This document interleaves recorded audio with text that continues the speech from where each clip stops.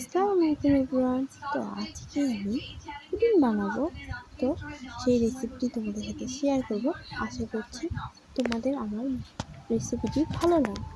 তো আমি এখানে 2টি এলাচ নিয়ে নিয়েছি। তো দুধের সাথে এই এলাচ দুটিকে আমি জাল দিব।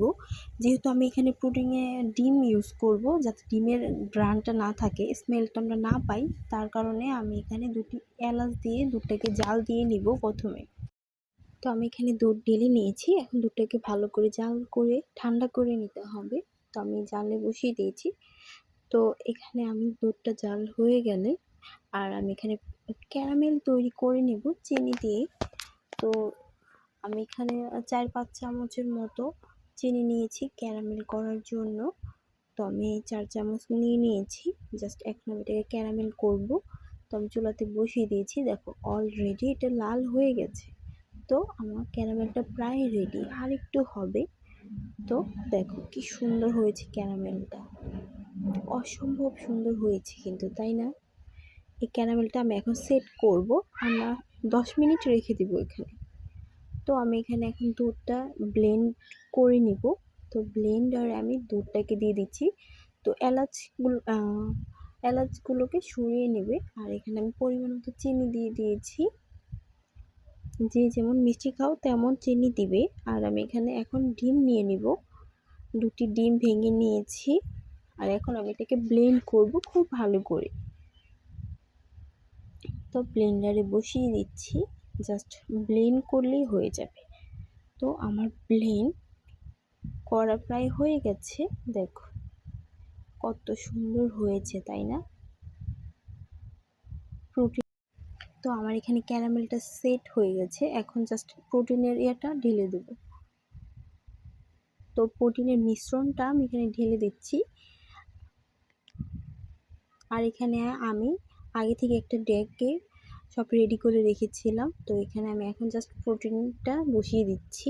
ঢেকে দিতে হবে যাতে এক ফোঁটা হাওয়া বাতাস কিছু না ঢুকে। তো আমি খুব সুন্দরভাবে ডেকে বসিয়ে দিয়েছি। এখন ঢাকনাটাকে দিয়ে দিয়েছি। তো এখন দেখা হবে 30 মিনিট পর। দেখো 30 মিনিট পর আমার প্রোটিনটা কত সুন্দর হয়েছে। তো এখন আমি এটাকে উঠিয়ে ফেলবো। হয়ে গেছে আমার প্রোটিনটা। তো আমি এটাকে 30 মিনিটের মতো ঠান্ডা করে ফ্রিজে রাখবো। তো ফ্রিজ থেকে বের করার পর দেখো আমার সময়ই নেই খাওয়ার মতো। তারা বাপ মেয়ে প্রোটিন নিয়ে মারামারি করছে যে কি আগে খাবে। দেখেছো প্রোটিনটা কত সুন্দর হয়েছে। সাইড দিয়ে কেটে নিতে হয়, ও কাটেনি, তাই এরকম এবড়ো খেবড়ো হয়ে আছে। তোমরা সাইড দিয়ে চাকু দিয়ে সুন্দরভাবে কেটে নেবা, তাহলে দেখবা শেপটা অনেক সুন্দর হবে। তো দেখো ডেকটা পর্যন্ত খেয়ে ফেলতেছে। এত মজা নাকি হয়েছে প্রোটিন, আমি ভাগেই পাইনি লাস্টে। অনেক মজা হয়েছিল প্রোটিনটা। তোমরা একবার বাসায় ট্রাই করে দেখতে পারো। অনেক মজা হয়েছিল, অসম্ভব মজা। উফ, আমার এখন আবার খেতে ইচ্ছে করছে, এত মজা হয়েছে তো কি বলবো। তো এখানে আমরা প্রোটিন খাওয়া শেষে গিরিল খাচ্ছিলাম। তো গিরিল নিয়ে এসেছিল, গিরিল আর রান রুটি খাচ্ছিলাম আমরা খুব মজা করে। আর এই সালাডটা তো অসম্ভব মজা, কি বলবো। তোমরা যারা খাও তারা তো জানোই সালাদ সম্পর্কে। তো আমি একাই একটা কটার খাচ্ছিলাম, এত মজা হয়েছে। তো আমি তো কাউকে দিচ্ছিলামই না, অনেক মজা হয়েছিল। এই গিরিলটা আমার অসম্ভব মজা লাগে। তো এখানে রান রুটি নিয়ে গিরিল নিয়ে তো আমি খুব মজা করে খাচ্ছিলাম। আমার গিরিল আর রান রুটি হলে তো আর কিছুই লাগে না, এত মজা হয়েছে কি বলবো। প্রোটিনটাও অনেক মজা হয়েছিল। এখন গিরিল খাচ্ছি, আর কি লাগে বলো জীবনে খাওয়া ছাড়া। এত মজার মজার খাওয়া থাকলে আর কিছুই লাগে না জীবনে। তো আমি এখানে খুব মজা করে খাচ্ছিলাম, এত মজা হয়েছিল গিরিলটা কি বলবো, অসম্ভব মজা।